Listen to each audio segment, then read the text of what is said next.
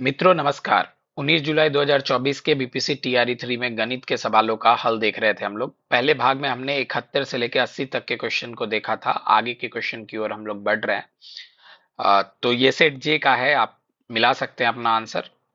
हम अगर बात करें 81 नंबर सवाल की, तो 81 नंबर सवाल में है आपका कि तीन बिंदु दी गई है आपको, और तीन बिंदु में बोला गया कि तीनों बिंदु संरेख है। बताना है कि कौन सा मान दिए गए ऑप्शन में से सही है। तो आप ध्यान रखेंगे, आपको एक मैं ट्रिक बता रहा हूं कि जब भी कोई एक कोऑर्डिनेट जीरो हो जाए, मान लीजिए आपको त्रिभुज की क्षेत्रफल वाली फॉर्मूला याद होगी।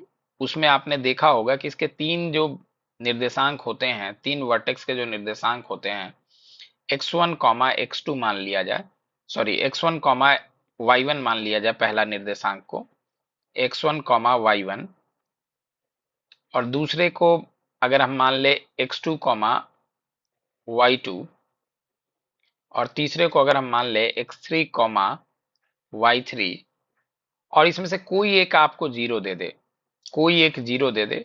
इस केस में आपका x2 y2 जीरो दिया हुआ है, तो x2 y2 को छोड़ देते हैं हम लोग, बाकी को लिख लेते हैं। x1 y1 को सीक्वेंस में ऐसे आप लिख दीजिए, फिर x3 y3 को सीक्वेंस में लिख दीजिए।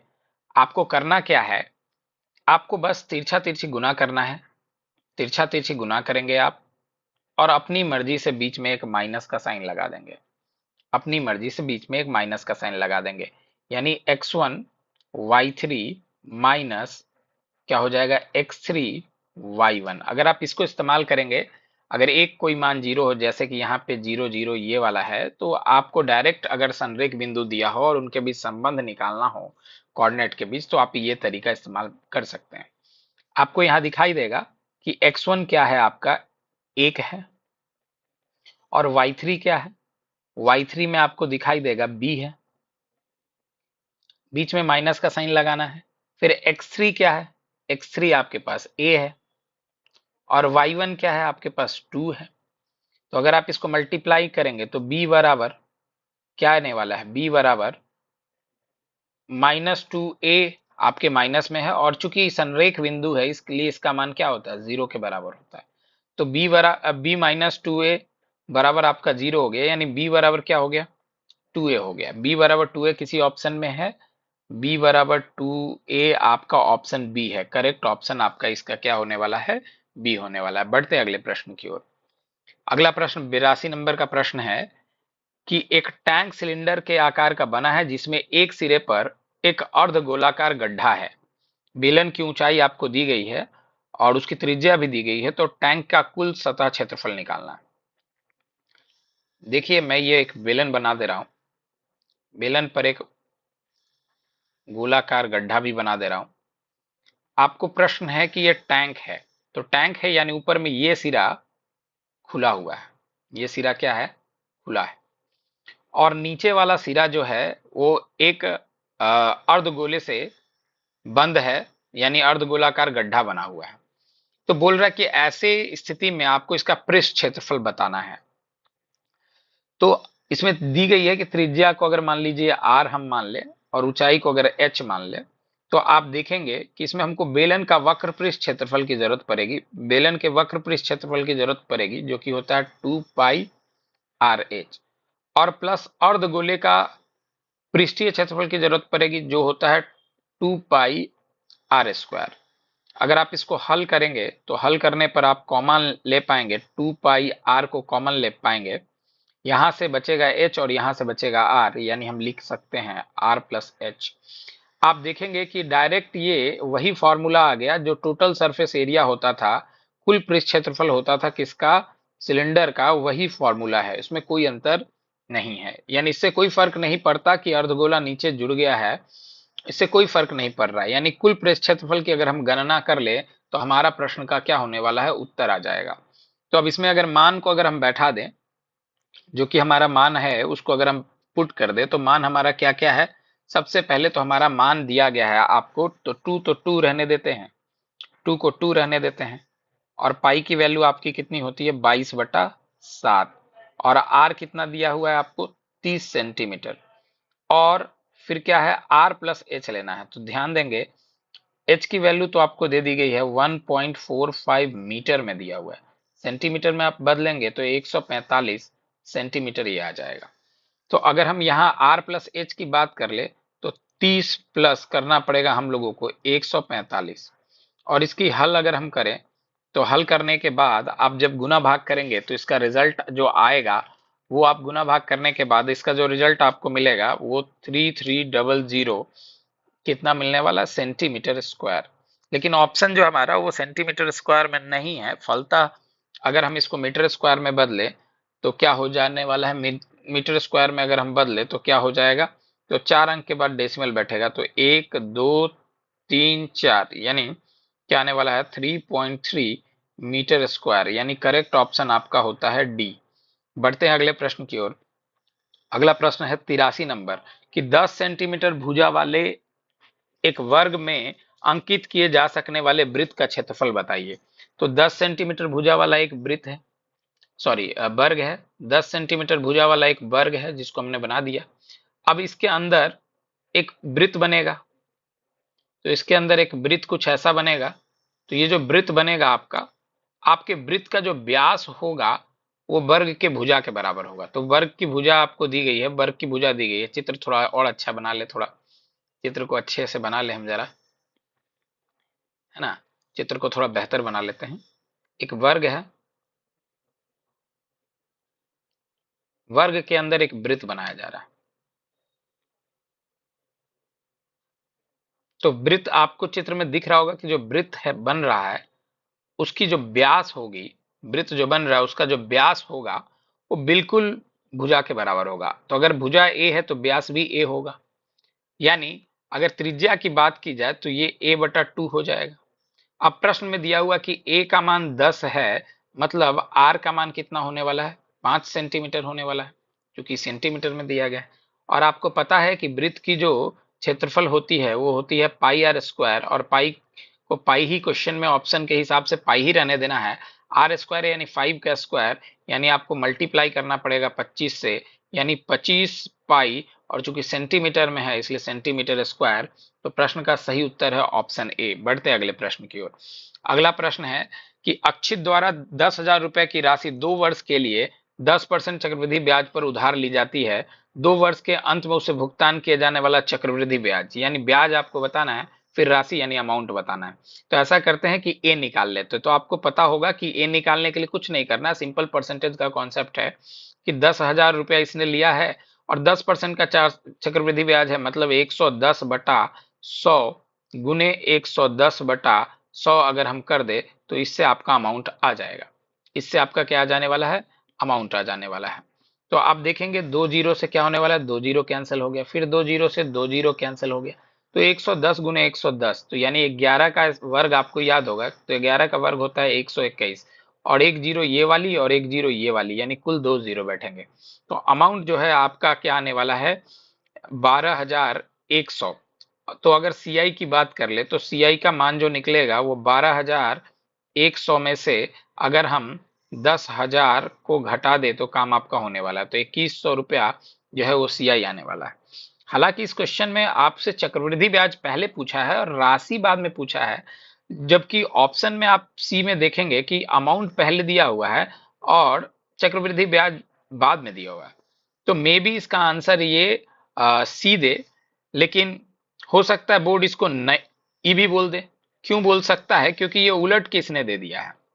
हालांकि चक्रवृद्धि ब्याज आपका 2,100 है और अमाउंट जो है वो 12,100 है। ऑप्शन में ये उपलब्ध तो है लेकिन इसका क्रम उल्टा है, इसलिए कहा नहीं जा सकता कि बोर्ड आपको कौन सा आंसर स्वीकृत करेगा।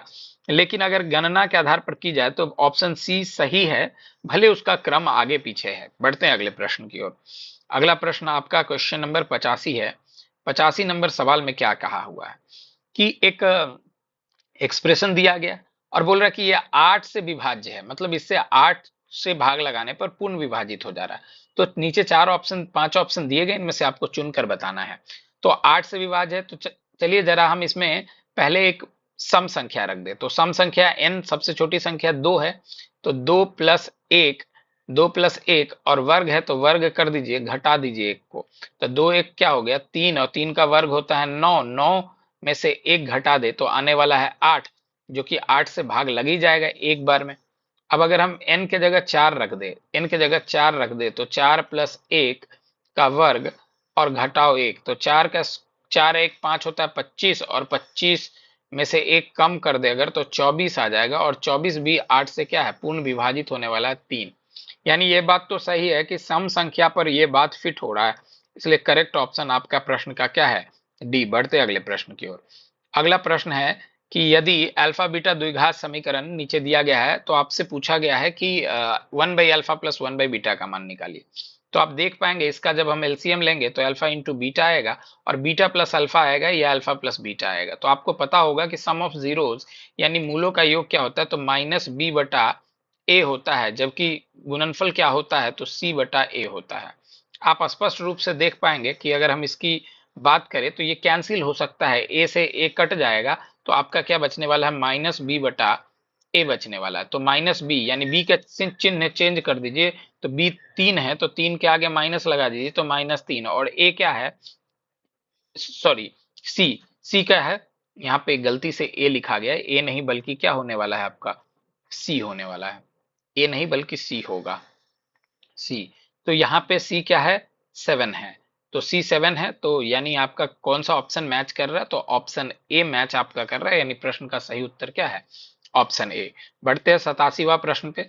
87वां प्रश्न कह रहा है कि एक वृत्त की जो परिधि है आ, वो एक वर्ग की परिधि के बराबर है। तो वृत्त की परिधि का सूत्र आपको पता होगा कि वृत्त की परिधि जो होती है वो 2 पाई आर होती है, और वर्ग की भुजा अगर ए मान ले तो इसका जो परिधि होगा वो 4a होगा। तो आपसे पूछा जा रहा है कि इनके क्षेत्रफल का अनुपात बताइए, इनके क्षेत्रफल का क्या बताइए, अनुपात बताइए। तो इनके क्षेत्रफल का अनुपात बताना है, यानी आपको बेसिकली क्षेत्रफल क्या होगा, तो क्षेत्रफल होता है पाई आर स्क्वायर, और ए क्या होता है, ए स्क्वायर। यानी हमको इसका मान निकालना है pi r square by a square का, आपको क्या करना है, मान निकालना है। ऐसा करते हैं कि हम यहां से आर बाई ए का मान निकाल लेते, तो आर बाई ए का अगर हम मान निकाल ले तो आर बटा ए का मान अगर हम निकाल ले तो आर बटा ए का मान आपका क्या आने वाला है, तो आपका ये आ जाएगा 4/2 पाई, 4/2 पाई। अब दोनों तरफ स्क्वायर कर लेते हैं, कैंसिल करके दोनों तरफ स्क्वायर कर लेते हैं, तो 2 दूनी 4, यानी कितना आ गया ये मान 2/पाई, और वर्ग कर लेते हैं, यानी आर स्क्वायर अपॉन ए स्क्वायर बराबर क्या आने वाला है, 2 का स्क्वायर 4, और पाई का स्क्वायर पाई स्क्वायर। लेकिन हमको क्या चाहिए, पाई आर स्क्वायर चाहिए, यानी ऊपर हम दोनों तरफ क्या करते हैं, पाई से मल्टीप्लाई कर देते हैं। तो पाई आर स्क्वायर अपॉन ए स्क्वायर बराबर पाई 4/पाई स्क्वायर। तो आप देख पाएंगे कि इसमें से एक कैंसिल होने वाला टर्म है, पाई स्क्वायर से पाई कैंसिल हो जाएगा, यानी आपका रिजल्ट होगा 4/पाई। लेकिन ऑप्शन में 4/पाई उपलब्ध नहीं है, हमको पाई का मान डालना पड़ेगा। तो 4 को 4 रहने देते हैं, और पाई को बोलते हैं 22/7, 7 को ऊपर ले आते हैं, 2 से कट जाएगा 11 बार में, और 2 से कट जाएगा 2 बार में, 4 जो है 2 बार में कट जाएगा, तो 7 दूनी 14 हो गया, और बटा 11 हो गया। 14/11 कहने का मतलब है 14:11, 14:11 किसी ऑप्शन में उपलब्ध है तो ऑप्शन डी। बढ़ते अगले प्रश्न की ओर। अगला प्रश्न आपको क्या दिया हुआ है, अगला प्रश्न आपको दिया हुआ है, अगला प्रश्न में आपके पास दिया हुआ है, क्या दिया हुआ आंकड़ा, अगला प्रश्न में आपका आंकड़ा दिया हुआ है कि एक समद्विबाहु त्रिभुज है जिसकी एक भुजा आपको दी गई है 4√2 सेंटीमीटर, तो विकर्ण की लंबाई आपको निकालनी है। तो आप मान लीजिए कि एक समद्विबाहु त्रिभुज है, तो समद्विबाहु मतलब दो भुजा बराबर है, और ये समकोण भी है, समकोण है तो ये 90 डिग्री है ना, 90 डिग्री है, समकोण है और समद्विबाहु है, यानी ये भुजा इस भुजा के बराबर है। तो मान लीजिए अगर ये भुजा ए हो और ये भुजा ए हो, तो वर्ग वाला आपको याद होगा, वर्ग की जो विकर्ण होती थी वो √2a होता था। तो अगर इसमें हम बैठा दे तो a का मान प्रश्न में दिया हुआ है आपको कितना, 4√2, और 4√2 तो आपको क्या निकालना है, √2a निकालना है, यानी √2 से मल्टीप्लाई करना है 4√2 को, और 4√2 को जब √2 से आप मल्टीप्लाई करेंगे तो √2 इंटू √2 2 आ जाएगा, 2 इंटू 4 8 आ जाएगा। 8 सेंटीमीटर प्रश्न का उत्तर होगा, जो कि किसी ऑप्शन में उपलब्ध नहीं है, इसलिए करेक्ट ऑप्शन कौन होता है, ई। बढ़ते अगले प्रश्न की ओर। अगला प्रश्न आपका क्या कह रहा है, अगला प्रश्न आपके पास है, अगले प्रश्न में आपसे कहा गया है कि 89 नंबर प्रश्न आपसे कह रहा है कि एक बेलन और शंकु के आधार त्रिज्याएं 3:4 में हैं, जबकि ऊंचाई का जो अनुपात है वो 2:3 है। तो बेलन के आयतन और शंकु के आयतन के बीच का अनुपात बोला जा रहा है। तो बेलन का आयतन आपको पता है कि क्या होता है, पाई आर स्क्वायर एच होता है, जबकि शंकु के आयतन की अगर हम बात करें तो 1/3 पाई, और आर को कैपिटल आर मान लेते हैं और एच को कैपिटल एच मान लेते हैं, और कैपिटल आर का चूंकि स्क्वायर होता है तो बेलन का आयतन होता है पाई आर स्क्वायर एच, जबकि शंकु का आयतन होता है पाई आर स्क्वायर एच का 1/3। तो अगर इसमें आप देखेंगे तो पाई से पाई क्या होने वाला है, कैंसिल हो जाने वाला है। यानी 3 को आप चाहे तो ऊपर ले सकते हैं तो 3, और इसको सेपरेट कर देते हैं तो आर बटा आर का स्क्वायर इंटू एच बटा एच। अगर इसमें हम वैल्यू डाल दें, इसमें वैल्यू अगर हम पुट कर दें, इसमें वैल्यू अगर हम पुट कर दे तो क्या आने वाला वैल्यू पुट करने पर, तो वैल्यू पुट करने पर क्या आने वाला आप चेक कर लें। तो आपको 3 को 3 रहने दे रहे हैं, 3 को क्या करने जा रहे हैं हम लोग, 3 रहने दे रहे हैं, 3 को हम लोग 3 रहने दे रहे हैं। और आर का जो अनुपात दिया वो 3:4 है, और वर्ग है तो वर्ग कर देते हैं। और एच बाई एच का अनुपात आपको कितना दिया हुआ है, तो 2/3 दिया हो, तो 2/3 को 2/3 रहने देते हैं। अब 3 को 3 रहने दीजिए, 3 का वर्ग होता है 9, 4 का वर्ग होता है 16, और इधर बात करें तो 2/3 हो गया। अब 3 से 3 कैंसिल हो गया, 2 से 16 कट गया, कितनी बार में, 8 बार में। यानी वैल्यू आएगा 9/8। 9/8 को किसी ऑप्शन में है, नहीं है, नहीं है, नहीं है, नहीं है। यानी करेक्ट ऑप्शन प्रश्न का कौन है, ई। यानी बढ़ते हैं अगले प्रश्न की ओर। अगला प्रश्न आपका 90 नंबर है। 90 नंबर प्रश्न क्या बोल रहा है, 90 नंबर प्रश्न आपका बोल रहा है, 90 नंबर प्रश्न आपको बोला हुआ है, क्या बोल रहा है 90 नंबर प्रश्न, तो दो समरूप त्रिभुज है जिसके भुजाओं का अनुपात आपको दिया हुआ है। तो आपको याद होना चाहिए कि जो क्षेत्रफल होता है उसका अनुपात भुजाओं के अनुपात का वर्ग होता है। जो क्षेत्रफलों का अनुपात होता है, क्षेत्रफल का अनुपात जो होता है, अनुपात जो होता है वो क्या होता है, भुजाओं के अनुपात का वर्ग होता है। भुजाओं के अनुपात का वर्ग होता है, भुजाओं के अनुपात का वर्ग होता है, के अनुपात का वर्ग होता है, अनुपात का वर्ग होता है, का वर्ग होता है। सीधे सीधा आपको इस दिए गए आंकड़े को वर्ग कर देना है, और वर्ग करने से क्या आने वाला है, 4 का वर्ग 16 और 9 का वर्ग 81, यानी 16/81 प्रश्न का सही आंसर होगा।